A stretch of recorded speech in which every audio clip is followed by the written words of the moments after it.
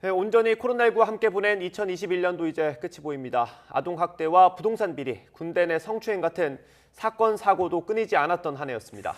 네, 저희 취재진은 감춰진 비리와 제도의 허점을 고발하기 위해서 발로 뛰었습니다. 늘 사건, 사고 현장에 있었던 사건팀 기자들의 올 한 해를 정리했습니다. 정현우 기자입니다. 지난 2월 코로나19 백신 접종이 시작되면서 일상이 돌아올 거란 기대는 커졌습니다. 언제는 또 지침이 강화됐다 또 완화됐다 이렇게 바뀌다 보니까 저희 역시도 좀 지치는 감이 없잖아 있더라고요. 백신이 이제 우리가 이전의 모습으로 돌아갈 수 있는 하나의 계기가 되지 않을까라는 기대를 많이 저한테도 했었고. 하지만 일상 회복은 잠시뿐. 시민과 자영업자들에겐 올해도 답답하고 힘든 1년이었습니다. 단계적 일상회복 끝나고 자영업자분들 다시 만나 뵈면 좀 슬프기도 하고 좀 허탈해하시는 모습이 많이 있었는데 그런 모습 보면서 저도 같이 기분이 안 좋았던 기억이 제일 많이 남는 것 같습니다. 비리 소식으로 얼룩진 한 해기도 했습니다.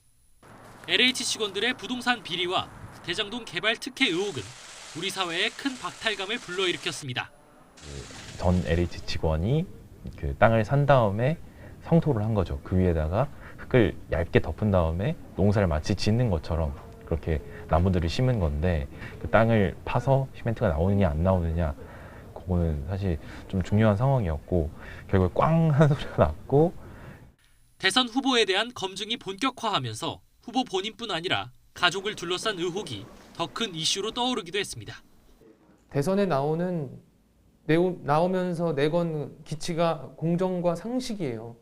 유력하게 영부인이 될 수도 있는 사람이라고 볼 수밖에 없는 만큼 좀 명백하고 좀 강도 높은 검증이 필요하다고 판단을 했습니다. 그나마 장마와 태풍 피해가 크지 않았던 이번 여름엔 찌는 듯한 폭염이 그 빈자리를 대신했고 저희는 촬영 기자다 보니까 9에서 10kg 되는 카메라를 들고 그 폭염 속에서 또 바쁘게 일하시는 분들을 따라다니다 보니까 오히려 그분들보다 좀 더 많이 땀을 흘리기도 하고. 선별검사소 의료진과 취약가구 주민들은 더욱 혹독한 여름날을 보내야 했습니다. 사실 저한테는 그날 하루고 그 순간이지만 이분들한테는 이게 일상이잖아요. 특히 쪽방촌 주민분들은 정말 더운데 여름에 그 선풍기 하나로 버티시더라고요. 강력범죄도 유난히 많았던 한 해였습니다. 스토킹 범죄와 연쇄살인 사건이 이어졌고 경찰의 부실 대응이 도마 위에 올랐습니다. 피해자들에게 이렇게 진심 어린 사과를 하지 않는 모습을 보면서 저도 같이 분노했었던 기억이 납니다.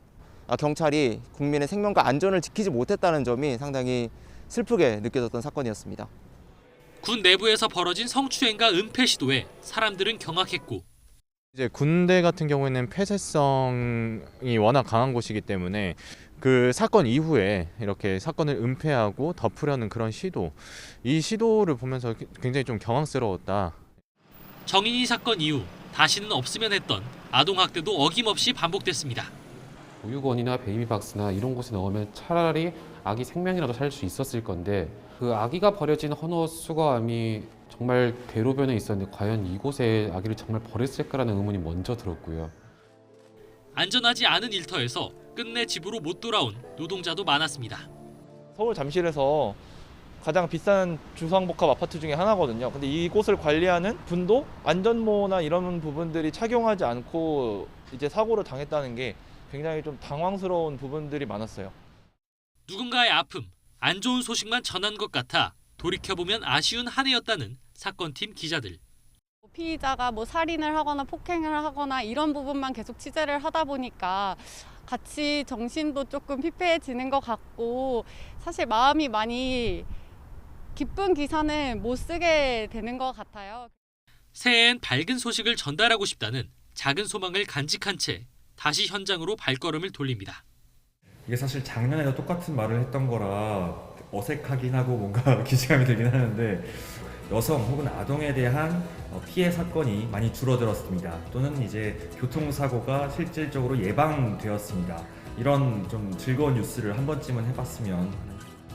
지금 이제 1년을 코로나와 함께 마무리하면서 힘들어하는 자영업자분들이나 소상공인분들 너무 많이 뵀거든요.